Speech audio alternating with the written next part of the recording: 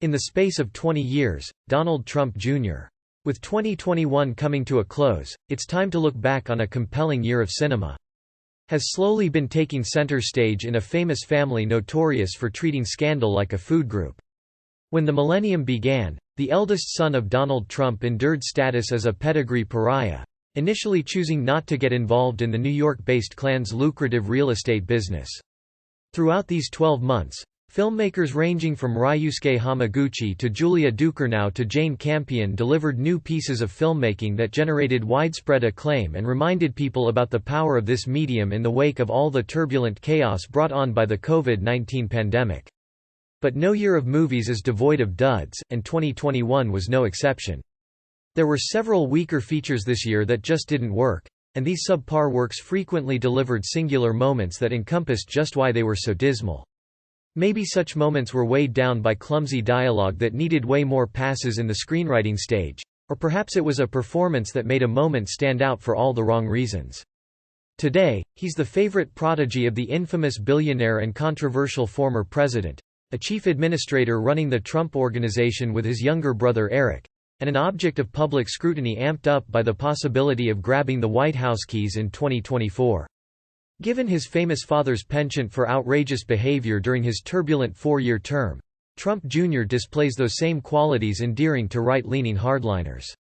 His demeanor and behavior of late resembles his Trump Sr.'s antics, from garrulous comments about COVID-19 to outrage over an allegedly fixed 2020 federal election, proof that the proverbial fallen acorn still nestles close to the oak.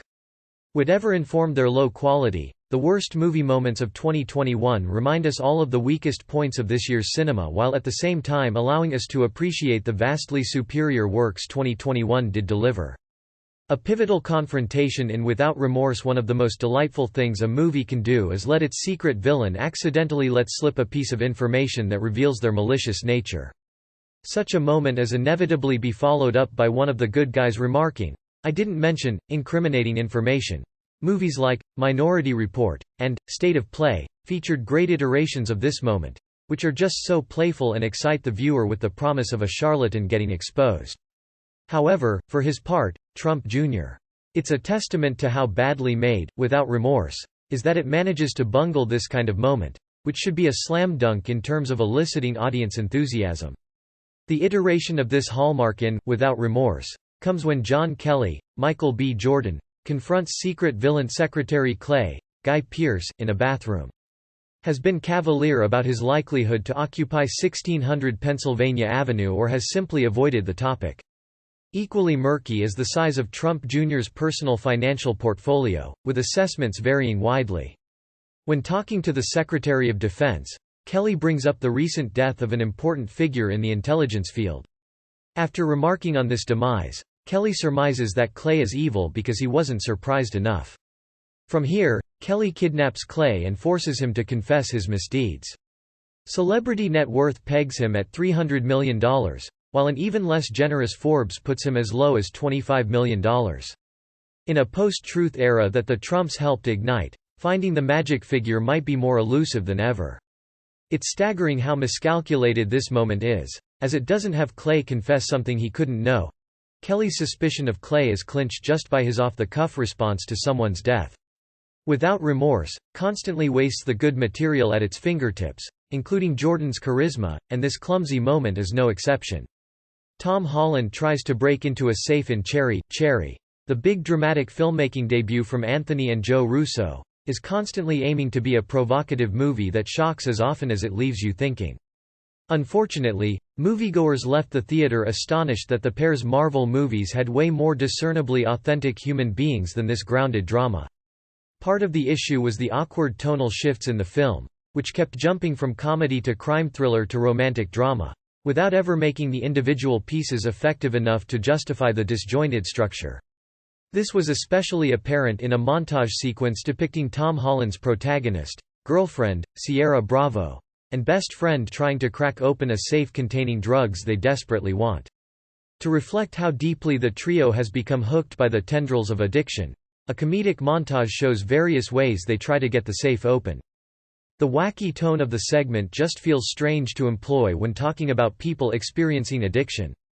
Strangely, the gifts the Russos had for directing comedy on sitcoms like Arrested Development are nowhere to be found, and the editing and direction in Cherry hinder the impact of the dark comedy visual gags. Rather than lending further insight into the main characters of Cherry, the montage ends up being a microcosm of the tonal and filmmaking problems that sank this directorial effort.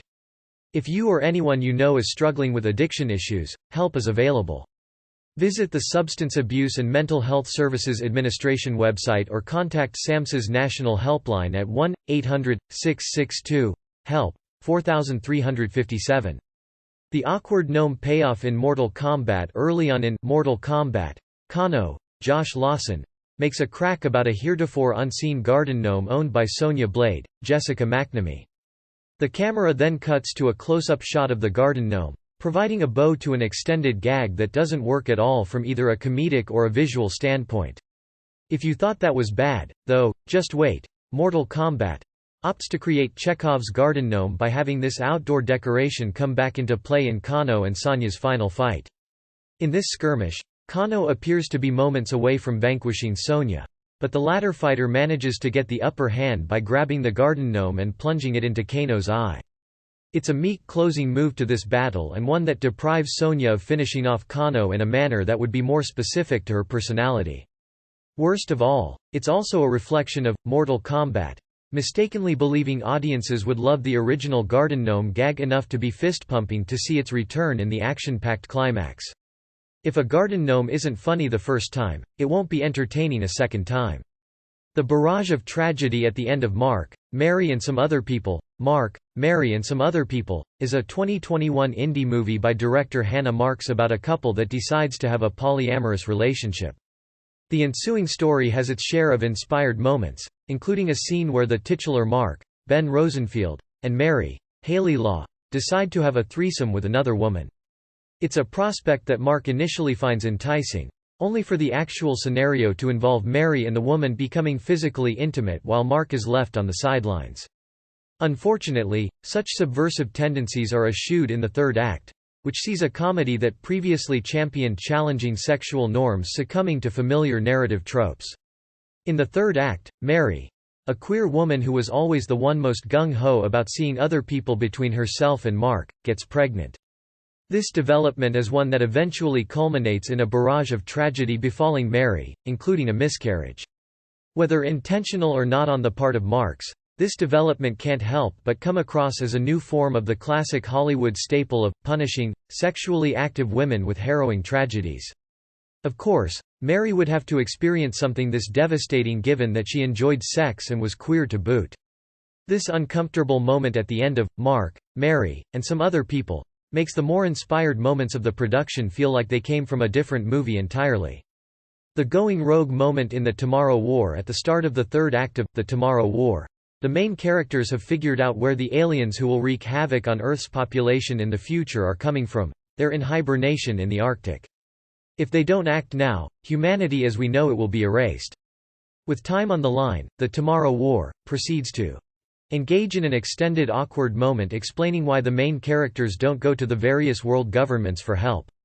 Instead of explaining the decision away in a line or two of dialogue, it's mined for an extended sequence that drags on forever. With a 140-plus minute runtime, The Tomorrow War is already an excruciatingly overlong affair. There's plenty that could be cut, but especially this awkward moment, which feels like it's answering a question nobody who watches a film about Andy Dwyer fighting aliens from the future would care about. Focusing more on characters and excitement would have helped this movie immensely, or at least spared audiences this clumsy moment. The implied sexual assault in Vacation Friends after spending a wild night with Ron, John Cena, and Kyla, Meredith Hagner, Vacation Friends, protagonist Marcus, Lil Rel Howery, passes out on a couch and tries to get some shut-eye. While snoozing, he briefly wakes up and sees Kyla grinding on top of him before he returns to his drug and drink-induced slumber. It's supposed to look like she's having sex with an unconscious Marcus, an alarmingly grotesque thing to throw into the middle of an R-rated comedy with the light-hearted ambiance and stale writing of a network sitcom. Even worse, Vacation Friends keeps reminding viewers that this happened through a recurring subplot where Marcus is convinced he's the father of the newly pregnant Kyla's child. Most concerningly, this is played off as a wacky misunderstanding subplot, not a byproduct of potential rape. Watching generic comedic hijinks ensure with these characters on a golf course and in a fox hunt while this dark cloud lingers over everything makes for truly uncomfortable viewing. Thankfully, in the third act, Ron and Kyla make it apparent that Kyla's child is not Marcus's, while Marcus's wife, Emily, Yvonne Orji, delivers an off-hand comment somewhat clarifying that Kyla never had sex with Ron. But it's still strange that such an uncomfortable moment not only happened in Vacation Friends, but it kept factoring into this forgettable comedy's plot. If you or anyone you know has been a victim of sexual assault, help is available.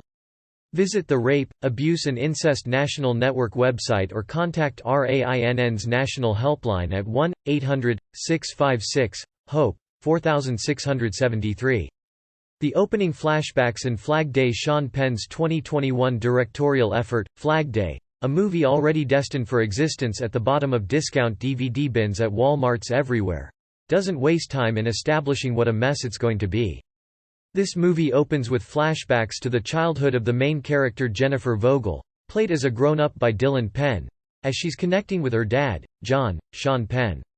As this footage goes on, narration from an older Jennifer comments on how her father was like Peter Pan, and, the most ill-advised decision seems like the result of careful planning.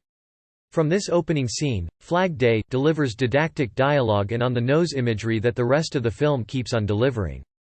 There's nothing unique about the relationship between Jennifer and father John Vogel, Sean Penn, conveyed in these critical opening moments, and there's a similarly derivative nature to the Terrence Malick-esque qualities in Sean Penn's filmmaking. Of course, the actor-turned-director only channels the most surface-level details of Malick's camerawork here, which at least makes it consistent with the shallow approach Flag Day has to its primary characters. Worst of all, the dialogue in this narration is like nails on a chalkboard and acts as a precursor to all the other clumsy lines that the rest of the film delivers. There are countless problems with Flag Day, but some of its biggest issues are already apparent in a shockingly uncreative opening sequence. James Corden's head on a CGI mouse in Cinderella. Every version of Cinderella features a variation of the scene where the titular princess has to rush home after the clock strikes midnight. With it being only a matter of time before she returns to her status as an ordinary person, this staple of the narrative provides a reliable source of tension in the story.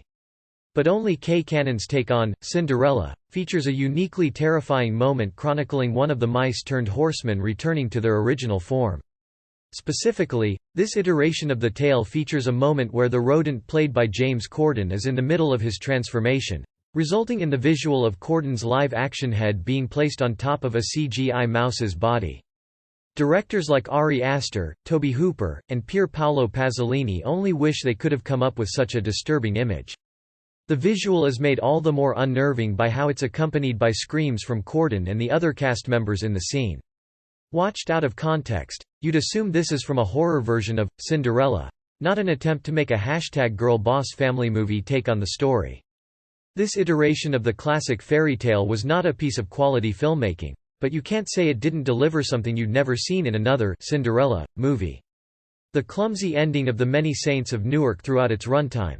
The Many Saints of Newark struggles mightily with juggling its aspirations of working as a standalone crime movie and functioning as the ultimate haven for Sopranos fanservice. For instance, talented actors like Billy Magnussen and John Magaro have their talents smothered as they waltz around in what appears to be cosplay so that they can mimic older versions of characters like Polly Walnuts and Silvio Dante, respectively. The worst example of this, though, comes in the final scene of The Many Saints of Newark, when any attempt at creating something unique and individualistic comes shattering down. As Tony Soprano, Michael Gandolfini, stands over the open casket of Dicky Moltisanti, Alessandro Nivola, a fantasy scene emerges where Moltisanti raises his finger to Soprano. The future crime kingpin extends out his finger, uniting it with Moltisanti, indicating he'll continue the man's brutal criminal streak. It's a goofy, on-the-nose image far removed from the thoughtful visuals the original Sopranos show employed, but it's made even worse by the sudden use of the program's theme song, Woke Up This Morning. This Alabama 3 tune may work in giving a jolt of nostalgia to Sopranos fans, but it doesn't fit at all in the 1970s aesthetic of The Many Saints of Newark. With these ingredients consuming the screen, The Many Saints of Newark, ends on a note so underwhelming, you'll wish you just watched some episodes of The Sopranos instead. The detour into father-son schmaltz in 8-Bit Christmas for much of its runtime, 8-Bit Christmas, is content to just be another piece of shallow 1980s nostalgia, with the unique quality of also being a commercial for retro Nintendo game consoles. However, this is supposed to be a Christmas-themed comedy, so there eventually have to be moments that tug at your heartstrings. In this case, the pathos comes at the very end, when the story decides it wants to be a father-son parable about Jake Doyle, Winslow Fegley, and his dad John Doyle, Steve Zahn.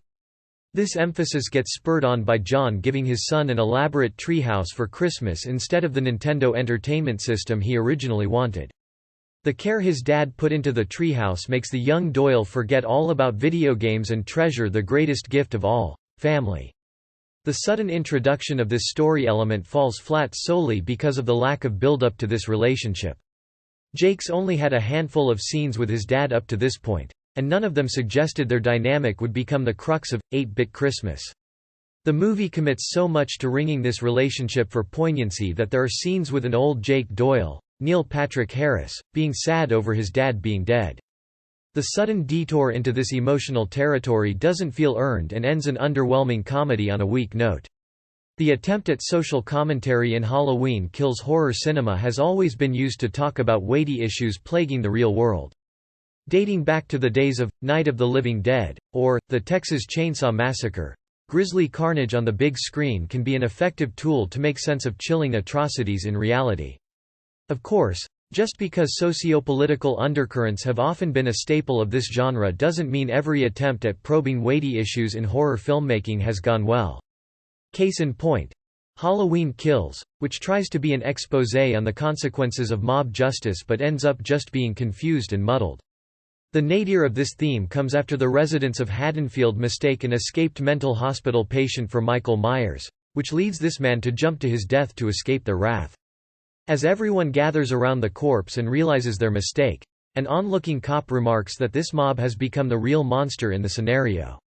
It's such a ham-fisted piece of dialogue that rams home the intended point, while the abrupt conclusion to this detour just makes it superfluous to the overlong runtime of Halloween Kills. Horror movies, including Halloween entries, have often effectively said thoughtful things, but Halloween Kills is certainly not an example of this phenomenon. Aidan Gillen's animal impressions in Wolf is a confusing movie that's neither as strange nor as thoughtful as it should, given that its premise concerns teenagers with species dysphoria being tortured to cure their condition. Initially, one reliable element of the film is the performance of Aidan Gillen as the camp's sadistic leader known only as the zookeeper. There is a discernibly chilling quality to Gillen's work portraying an abusive man who also believes that he's like a surrogate father figure to these wayward teens. Unfortunately, Gillen's performance goes off the rails in one of the more confounding moments of Wolf, where a swarm of rebellious activities from the various attendees is interrupted by the sudden arrival of the zookeeper. He comes into the room and begins brutally insulting each child and doing moving impressions of the noises associated with whatever animals they identify as. It goes on for far too long and feels like an acting exercise that got out of hand rather than something organic to the character of the zookeeper. It also feels too overtly malicious, as what made the zookeeper initially interesting was his nonchalant nature. The quiet suggestion that evil could manifest anywhere, even in people who thought they were doing right, was haunting. But this over-the-top moment undercut that severely and reinforced how Wolf kept barking up the wrong tree creatively.